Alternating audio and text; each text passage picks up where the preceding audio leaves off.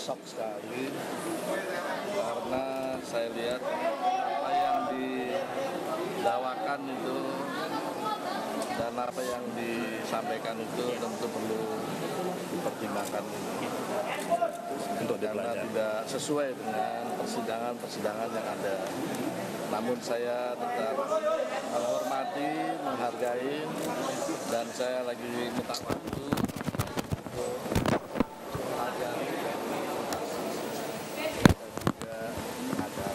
Ini adalah pernyataan mantan Ketua DPR RI Setia Novanto alias Papa Setnov setelah menerima vonis hakim 15 tahun penjara yang dijatuhkan oleh Majelis Hakim terkait kasus korupsi KTP elektronik atau iktp yang kala itu menghebohkan masyarakat. Ingat gak tuh drama-drama soal EKG, benjolan segede bakpao dan lain sebagainya?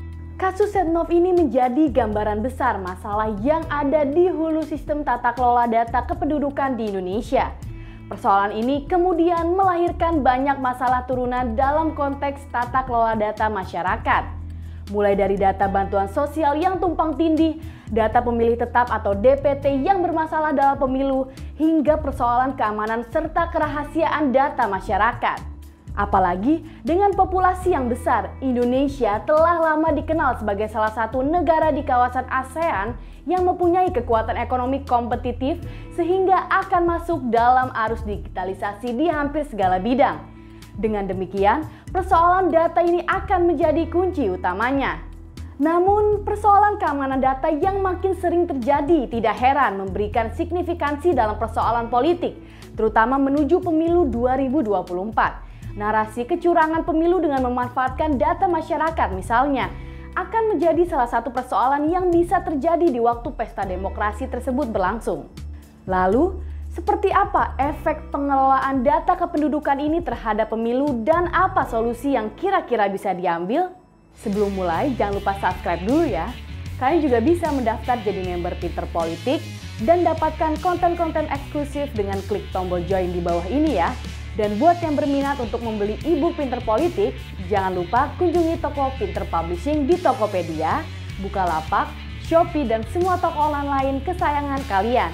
Link selengkapnya juga bisa kalian cek di kolom deskripsi. Back to the video, mari kita mulai.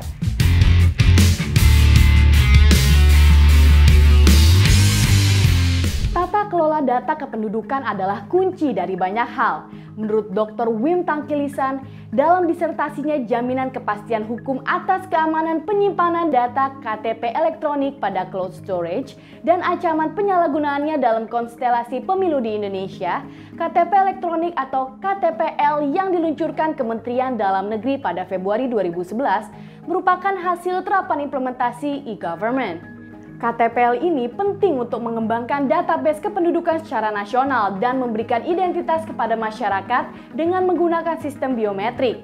Karena setiap KTPL terhubung ke dalam satu database nasional, setiap orang hanya boleh memiliki satu KTPL. Sampai awal 2019, jumlah penduduk yang telah terekam data kependudukannya melalui KTPL sudah mencapai 97,21% dan yang belum terekam sebanyak kurang lebih 5,38 juta jiwa. Dari persentase tersebut, harapannya memang tata kelola data kependudukan sudah mengarah pada sistem yang lebih baik. Namun, alih-alih memenuhi harapan tersebut, dalam temuan Dr. Wim Tangkilisan, KTPL justru menjadi masalah tersendiri. Mengutip Harian Bisnis Indonesia, terjadi praktik jual beli nomor induk kependudukan KTPL, nomor induk keluarga, dan swafoto secara ilegal di Facebook. Dalam catatannya, Dr. Wim Tangkilisan menyebut beberapa fakta di mana KTPL menjadi sarana kejahatan atau pelanggaran sistem kepemiluan selama ini. Pertama, sejak 2012 terdapat permasalahan DPT di DKI Jakarta, di mana banyak masyarakat yang tidak terdaftar. Akibatnya, para pemilih yang tidak terdaftar itu enggan untuk datang ke TPS, meski mereka seharusnya tetap bisa menggunakan hak suaranya menggunakan KTPL. Kedua, formulir C6 tidak disebar kepada masyarakat. Formulir C6 merupakan surat pemberitahuan untuk memilih. Sama seperti pemilih yang tidak terdaftar di DPT, akhirnya banyak pemilih yang menjadi enggan untuk memilih, sehingga suara mereka rentan untuk disalahgunakan. Ketiga, pada tahun 2020 terdapat 270 daerah yang melaksanakan pilkada serentak dengan rincian 9 pilkada gubernur, 224 pilkada bupati, dan 37 pilkada wali kota. Dengan terhambatnya masyarakat dalam memilih KTPL, sudah dipastikan hak pilih mereka menjadi tidak dapat tersalurkan dalam proses pemberian suara di pemilu atau pilkada. Menurut WIM, ini adalah masalah yang sangat serius dalam kehidupan demokrasi karena persoalan demokrasi merupakan permasalahan ukuran, yaitu bagaimana prinsip-prinsip kendali rakyat dan kesetaraan politik dapat diwujudkan. Adapun mengenai masalah ini, Dr. Wim Tankilisan menggunakan teori hukum responsif dari Philippe Nonet dan Philip Selznick dalam buku Law and Society in Transition Toward Responsive Law. Menurut Nonet dan Selznick, selama ini terdapat ketegangan antara dua pendekatan terhadap hukum, yaitu kebebasan dan kontrol sosial. Dalam hukum responsif, hukum bertindak sebagai sarana respon terhadap ketentuan-ketentuan sosial dan aspirasi publik sesuai dengan sifatnya yang terbuka. Penyalahgunaan data KTPL pada konstelasi pileg, pilpres, dan pilkada terjadi karena UU Administrasi Kependudukan maupun UU ITE tidak mengatur mengenai penyimpanan dan pengelolaan data kependudukan. Ironisnya, di Indonesia juga belum ada ketentuan tentang perlindungan data pribadi sekalipun saat ini RUU tersebut tengah dibahas DPR. Padahal di negara lain, perekaman, penyimpanan, dan pengelolaan data kependudukan diatur dalam undang-undang tersendiri, yaitu UU PDP, dan terdapat lembaga yang melakukan pengawasan, penyelidikan, dan penegakan terhadap ketentuan UU PDP. Imbasnya, pada Pilpres 2019 misalnya, salah satu objek gugatan hasil pemilu di Mahkamah Konstitusi adalah kecurangan perolehan suara dengan menggunakan KTPL ganda. Pada pilkada serentak pada Desember 2020, banyak gugatan atau sengketa pemilu yang berakar pada perolehan suara yang tidak sah atau kecurangan dengan menggunakan sarana KTPL. Selain perlu adanya uji materi beberapa pasal dalam UU Pemilu, solusi lain adalah terkait perlunya peraturan yang mengatur teknis penggunaan KTPL dalam pemilu. Di dalamnya perlu dimasukkan substansi perbuatan yang dianggap sebagai tindak pidana dan diancam dengan ancaman pidana dan denda. Kemudian perlu segera diselesaikan proses penyimpanan data kependudukan KTPL dalam cold storage. Dan selanjutnya, melakukan pengelolaan dengan sebaik-baiknya. Mengapa cold storage?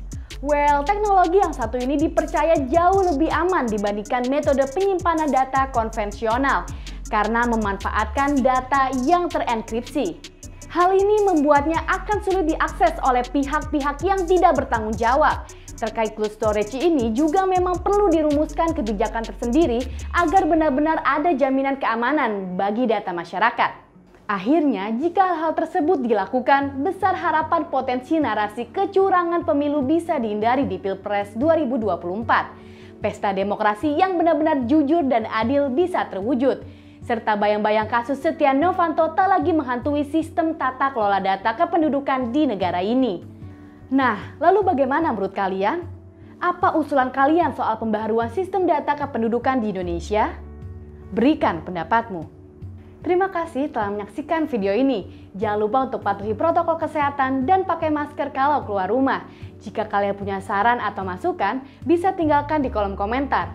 Jangan lupa juga untuk like dan share video ini, serta kunjungi pinterpolitik.com untuk dapatkan berbagai artikel dan analisis keren seputar politik terkini. See you guys next time, bye!